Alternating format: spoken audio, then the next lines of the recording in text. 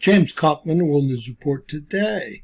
Today is August 14th, 2025. God bless you and yours, no matter where you are in the world.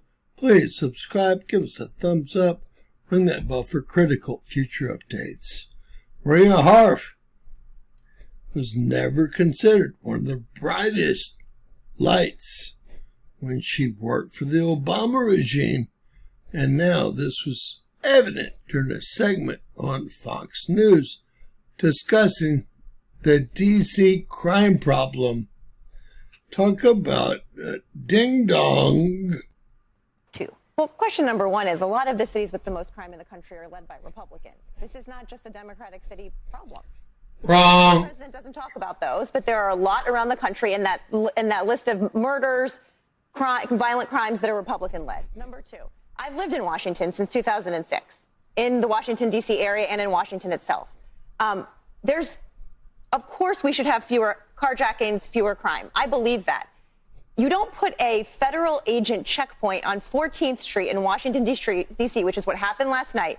That is not the locus of crime in Washington, D.C. That's where, senators and congresspeople and people that work in the White House go to dinner. They put a federal checkpoint on 14th Street and stopped every car. That is not actually addressing the crime problem in Washington.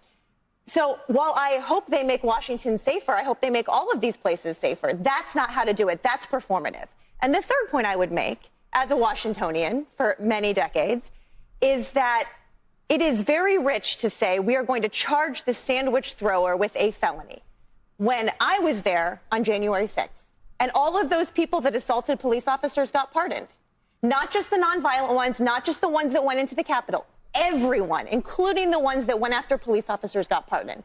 So don't tell me we care, that this administration cares about protecting police officers when they did not care about those on January 6th. Respectfully, can we just stay? But they got pardoned. No, those were police officers, Emily, and they got pardoned. I want to talk about D.C. for a second. But that was in D.C. That was in D.C. Those were D.C. police officers. Can I just start with the fact checking on what you said? Those were D.C. police officers that got assaulted. The top 10 cities for murder in 2025, St. Louis, Missouri. Who's leading it? Where's cities like Memphis, hold Nashville? on. Memphis is second. You said Memphis. Nashville. You said a vast majority, a lot of. I said a lot those of. who were okay. Top 10. Okay. St. Louis, Memphis. One for your column. Baltimore, Detroit, New Orleans, Little Rock. Little Rock, right? Two for your column. Two. Okay. 2 out of the 10. Who's the mayor of New Orleans? Okay, listen. Oakland. That one that was in first class headed to France. Oakland.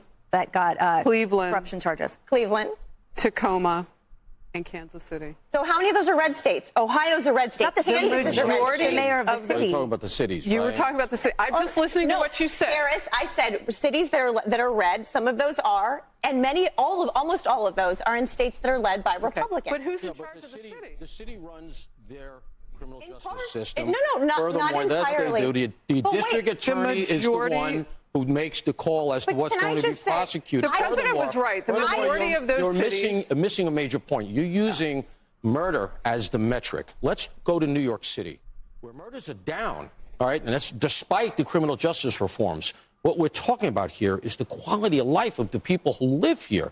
The city has I agree fallen with to you, ruin, Paul. and that stuff just doesn't get in. I agree with you. And D.C. has a 6 times higher homicide rate right. than New York It's City. Emily's segment, and I'm going to ask her for grace to give an example. Is that okay? Okay. A gunman has opened fire, and this is just recently reported not too long ago. It was under Biden's watch. A gunman opened fire outside of a restaurant in an upscale area of Washington, D.C., about a mile from the White House. Do you remember that night? Because you were living there, and diners at outside tables ran for cover.